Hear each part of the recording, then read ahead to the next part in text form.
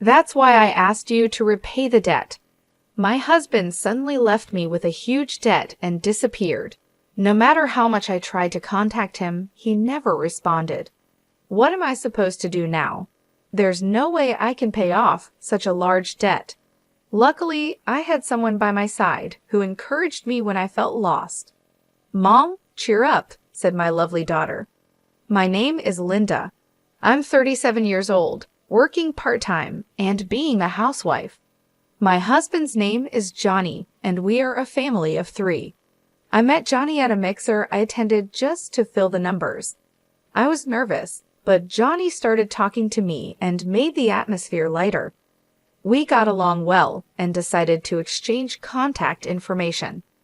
As we continued to communicate, special feelings grew between us. It didn't take long for us to start dating. Who would have thought I'd end up in a relationship with someone I met at a mixer? After our first date, I told my older sister Laura about Johnny. Laura laughed and said, "Really? I never thought you'd choose a boyfriend from a mixer. I assumed you'd date someone from work or something." I've always been quiet and not good at socializing. Even as an adult, I rarely went to parties or gatherings. It's an unexpected twist, right? I went to the mixer as a favor to make up the numbers. When I showed Laura a photo from my date with Johnny, she said, "He's surprisingly handsome." We then updated each other about our lives and decided to part ways for the day. Laura is still single and doesn't seem interested in getting married or having a boyfriend. She enjoys her single life, finding it more relaxed and comfortable. I understand that mindset, but my heart is set on a future with Johnny. If our relationship goes well and we get married and have children, it would be wonderful. On my way home after talking with Laura, I couldn't stop smiling. A few years later, I married Johnny. I remember vividly when he proposed. I was so emotional and couldn't hold back my tears. We moved into a new apartment, marking the start of our married life. Living with Johnny every day felt surreal, almost like a dream since we had lived separately before marriage. Because of our different work hours, we rarely came home at the same time. But we always ate dinner together, slept under the same blanket, and cherished the moments we shared. On our days off, we would relax at home or go for drives, making the most of our time together. A few months later, we were blessed with a child, a tiny and adorable girl named Kelly. The joy of her birth is something I'll never forget. Our parents and relatives were also overjoyed and sent many gifts. Before giving birth to Kelly, I quit my job to dedicate myself to my family. Johnny always thought of us and helped with housework and childcare, even when he was tired. He would say, "I'll take care of Kelly so you can rest." I truly married a wonderful person. Living with Johnny, who treasures us, has been heartwarming. However, a few years later, I deeply regretted marrying Johnny. Several years after Kelly's birth, Johnny suddenly quit his job. He explained that he had issues with a new boss, which affected his mental well-being, and he reached his breaking point. I understand why he left, but I was bothered that he didn't discuss it with me first. Of course, resigning is an option if a husband faces challenges at work, but our family relies on Johnny's salary. He should have talked to me before making such a big decision. That was so sudden. Have you already thought about your next job? I asked. Yeah, don't worry. I'll figure something out, Johnny replied vaguely, but his response didn't ease my worries. All I can do now is trust him. Fortunately, Johnny found a new job quickly, which was a relief. I also thought about working, but since Kelly is still young, I want to be there for her at home. Is everything okay at the new job? Have you settled in? I asked. Yeah, somehow, he replied. Did something happen? Are you not getting along with your boss or colleagues? I asked, worried. I told you I'm fine. Don't worry too much. Look, I'll take care of Kelly so you can take a bath. Really? Thank you. He seemed different from usual, but I felt that asking more might upset him. So I handed Kelly to him and went to take a bath. A few days later, Johnny came home looking upset. As I tried to ask him what happened, Memories of the past flashed through my mind. I remembered when he suddenly announced his resignation. Did he quit his job again so soon? Sadly, my suspicions were right. "I quit my job," he said. "Why?" "I just couldn't get along with the people there. I couldn't stand being directed by someone much younger than me. I just couldn't bear it anymore." "I see, but we'll get through this. We'll find another job. I'll help in any way I can," I said, trying to stay positive. Suddenly, Johnny's expression changed, and he raised his voice. "Hey, what's with that look? You don't like that I quit? You are able to eat because I work. You just stay at home, and you're acting all high and mighty." He threw his bag onto the living room table. "What's gotten into you all of a sudden?" "Shut up. Just be quiet," he shouted. Unable to contain his anger, Johnny grabbed a whiskey from the fridge and drank it in one gulp. I had never seen him this angry before. At that moment, I felt terrified. I had always been grateful to him and tried to be supportive. An extremely angry Johnny shouted at me for a while, then slumped down on the sofa, looking grumpy. I was so shocked that all I could do was accept his words. This incident created a rift in our relationship. Since then, Johnny has been in a cycle of finding and quitting jobs. We lived in uncertainty and had many anxious days. "Johnny, can't you be a bit more serious about your job?" I finally asked. At first, I tried to understand his feelings and said nothing, but given the circumstances, I couldn't stay silent any longer. "You're annoying. If you have complaints, then you work and earn money. You rely too much on me," Johnny snapped. "But we have Kelly to consider," I replied. "So what's your point?" Johnny retorted. Lately, Johnny had been losing interest in Kelly and seemed to avoid her. When she was born, he was so caring and happy. Now, he felt like a completely different person. No matter how much I pleaded, Johnny showed no interest in working again. Eventually, I decided to leave Kelly with Laura and start working myself. "I'm really sorry for having to leave her with you," I told Laura. "It's okay. Kelly and I will wait together," Laura reassured me. Kelly had just started kindergarten, so I wasn't too worried about leaving her. I trusted Laura to take good care of her, and Kelly was very mature and calm for her age. She showed interest in newspapers, read them on her own, and could write long, complex sentences. She was quiet and composed, making friends easily in kindergarten. As a parent, it was heartwarming to see her so happy and well-adjusted. Feeling confident, I started looking for a job and found one quickly. I began working full-time, and the pay was better than I expected. Even if Johnny quit his job, our finances would be stable. The work environment was pleasant, and despite the busy days, I enjoyed my job. A few years after I started working, Johnny finally found a stable job.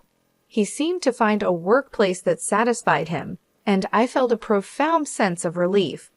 His demeanor brightened over time, and he started to act like the man I knew in the early days of our marriage. He became considerate of the challenges I faced juggling work and family, often asking, "Has it been tough? Aren't you tired?" I was taken aback by this transformation, but it seemed job stability had given Johnny peace of mind. Kelly was growing up healthily, and Johnny started acting like a caring father again. Seeing Kelly play joyfully with Johnny always warmed my heart. Still, the thought of returning to the way things were before made me anxious about leaving my job. Therefore, I decided to keep working and ensure our family's future remained secure. I continue to rely on Laura for childcare. "How's Kelly? Is she doing well?" I asked. "Don't worry, she's playing happily," Laura replied. If Kelly was doing well, I could be at ease. I planned to treat Laura to something she liked as a token of my appreciation.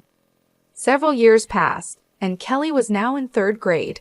She went to school every day with great enthusiasm. Our family's bond was just like before, harmonious and loving. I wondered what had caused the rift between Johnny and me because our home life felt so stable, almost as if the past problems had been forgotten. Then one day, Johnny made a suggestion. Ever think about getting a new car? A new car? Yeah, our current car is good, but it's reaching the end of its life. It's becoming a hassle to maintain. The car we were using had been purchased quite a while ago, and over the years, issues had increased and repair costs were piling up. You might be right. Maybe we should consider a new car. Yes, I knew you'd agree. By the way, I've already got some catalogs ready. I didn't expect him to be this eager about replacing the car, but we started looking through the catalogs together. Kelly, come here. Which car do you want to ride in? Let's decide together. He called Kelly over, and the three of us enjoyed flipping through the car catalogs together. However, I couldn't have imagined that this day would mark the beginning of an unexpected turn of events. A few months later, the new car we chose was delivered. It was a brand new model costing over $255,000. The loan was under my name. Generally, people would expect Johnny's name on the loan, but considering his unstable work history, we were concerned about being rejected. I was determined to work even harder to pay off the loan. I was sure Johnny felt the same way. That's what I believed, but my hopes were shattered in an instant. Johnny stopped coming home. He disappeared along with the new car. Could it be that Johnny got involved in some kind of trouble? What should I do? At that moment, my cell phone rang. The call was from Johnny.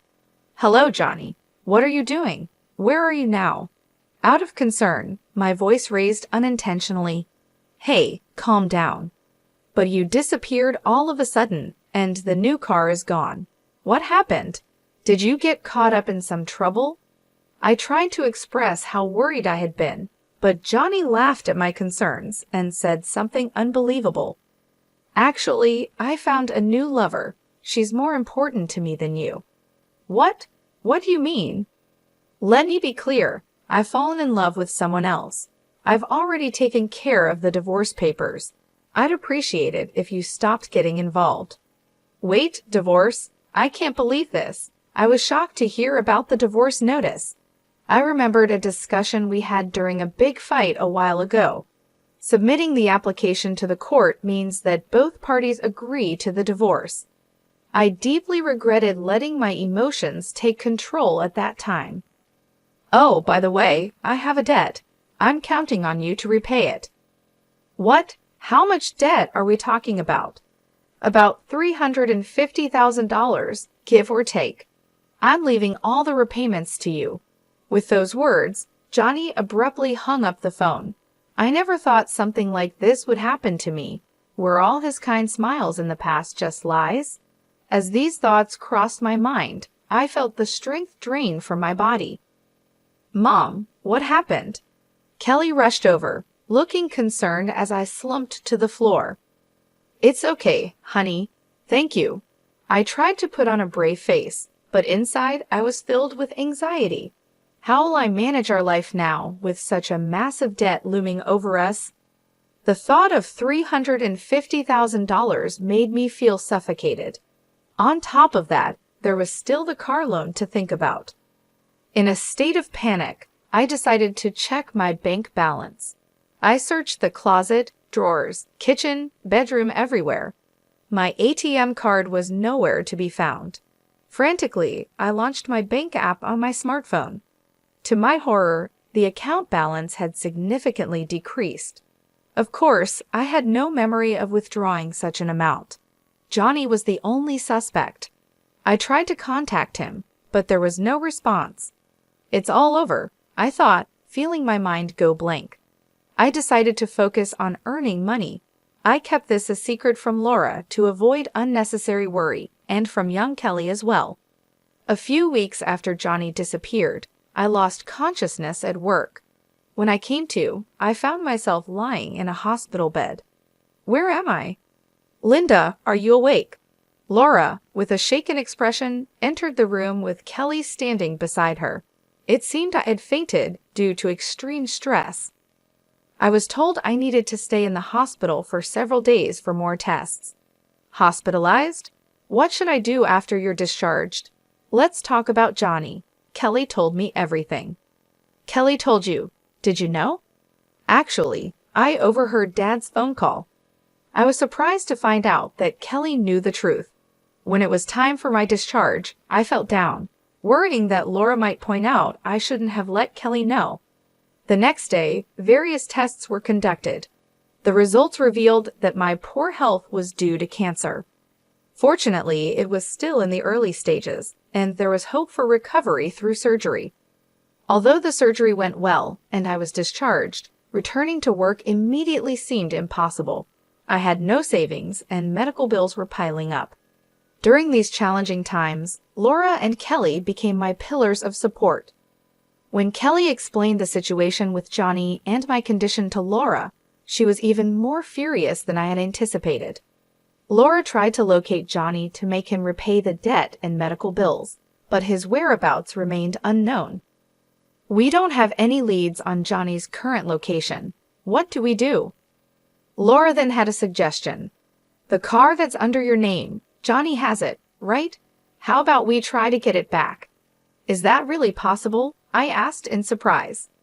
Actually, I found out where Johnny is currently working. Surprisingly, he's working for a different company inside the building where I work. Though I usually work remotely, I occasionally visit the office and have seen him there. Knowing this, we can move forward with our plan. Then let's go to Johnny's place right away. I was eager to confront Johnny immediately. If we didn't take action soon, he might disappear again.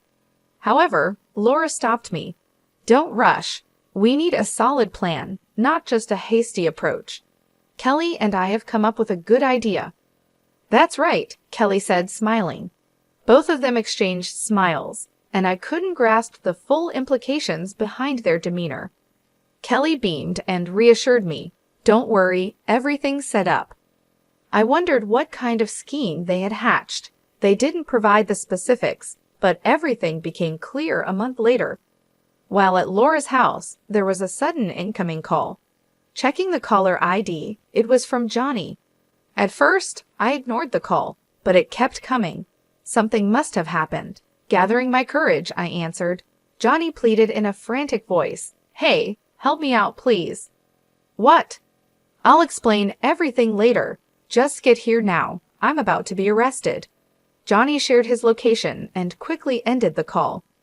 Having overheard the conversation, Laura and Kelly finally revealed the turn of events.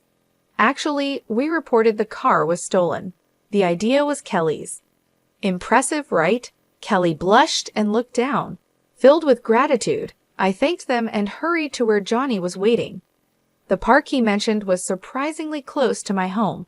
There were police officers gathered around Johnny, interrogating him. We approached quickly. First, we explained the situation to the police officers, and they left. Then Johnny ushered us into his car and began explaining what happened. In the passenger seat sat a confident-looking woman, her legs crossed, staring at us coldly. Thanks for coming, but why did the police come to me? Johnny asked, confused. Despite being surrounded and questioned by the police, he hadn't understood why. I reported the car was stolen. After all, that car is mine, I said, shocked at his confusion. We're divorced, so we have no ties. Reporting it stolen was the natural thing to do. He probably never expected to be reported for car theft. Kelly continued the conversation with Johnny, who was visibly shaken. Dad, why did you leave us behind? Why won't you pay back the money yourself? Explain? Johnny let out a sigh, looking exasperated but remained silent. If you're just going to stay silent, I'll report it to the police. Using my name without permission is a crime. Hearing this, Johnny began to talk bit by bit. He mentioned his mistress, Julie.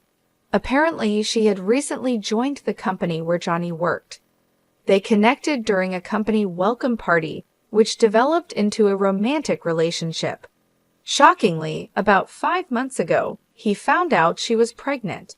Looking at Julie's stomach, it was evident she was expecting. So you chose her over us and left? I asked. That's a harsh way to put it, but yes, Johnny admitted. Laura suddenly interjected, But the fact remains, you left, right? Johnny seemed taken aback by her directness, but Laura continued questioning him. She began to lash out at Johnny, criticizing his past actions. She talked about his irresponsible behavior towards the family, constantly changing jobs, and his quick temper, which often led to him yelling in anger. Johnny, deep in thought or maybe just ignoring her, bowed his head and stayed silent. Julie, irritated, pressed him about the $350,000 debt, but he stayed quiet. Unable to hold back any longer, Julie revealed a shocking truth. He borrowed money in his wife's name to buy me a lot of luxury items. A debt of $350,000 for gifts for Julie? What on earth did he buy? It was hard to believe. What was even more curious was how easily Julie revealed the reason for Johnny's debt. If they were in cahoots, revealing this information would put them at a disadvantage. While I was thinking about this, Kelly asked Julie a question. Your belly is pretty big. Is it a baby? When are you due? In about 5 months, I guess. Giving birth in 5 months? That didn't make sense, considering she was supposedly impregnated 5 months ago. Shouldn't there be more time? Laura noticed this inconsistency and pressed Julie further. Is that baby really Johnny's? Isn't it odd for the baby to be due in 5 months? Whose child is it? Laura voiced her suspicions directly. Although surprised, Julie didn't seem intent on hiding anything. Actually, the child isn't Johnny's. I thought about keeping it a secret, but I figured it would be a hassle to get further involved with him, so I'll just spill the beans. Is that why you were honest about the debt too? Laura asked. Yeah, there's no point being with Johnny anymore after all, she said with a mocking expression. The atmosphere was heavy and tense. I wanted to get away from there right now. Meanwhile, Johnny stared at Julie with an incredulous expression. Hey, what are you talking about? This is a joke, right? Why would it be a joke? I mean exactly what I said. The tension increased, making the atmosphere even more stifling. Amidst this, Laura took charge of the situation. Anyway, I'll call the police. Huh? What are you talking about? Johnny asked, panicked. I couldn't care less about you two, but remember, borrowing money under Linda's name is a crime. Plus, using the car without permission is also a crime, especially since Johnny and Linda are now complete strangers. Laura instructed me to contact the police. Johnny and Julie frantically tried to talk their way out of the situation. I ignored their pleas and made the call. After a while, I could hear sirens approaching. This should make them face the consequences. The issues regarding the debt and the car should be on their way to resolution. I felt a huge relief. Finally, things were sorted out. In the end, Johnny and Julie faced legal action. They didn't end up in prison, but they had to take on responsibilities like compensation payments, repaying the debt, and child support. Several times, they tried to reduce the payments through lawyers, but a secret recording that Kelly had made was used as evidence, so their requests were denied. Kelly had made the recording because of a scene from a TV show she had watched with Laura. While I thought she was really quick-witted, I couldn't help but wonder what kind of shows Laura had shown Kelly. After all that, Kelly and I now live with Laura. Kelly didn't face any issues commuting to school since it was close to our previous home. The car was safely returned, and it seems Johnny is somehow managing the debt. If Johnny hadn't made those wrong decisions, he wouldn't have had to face such hardships. In this whole incident, the presence of Laura and Kelly was significant, and thanks to them, the situation is heading towards resolution. I'll work hard from now on, hoping for a peaceful life with the two of them.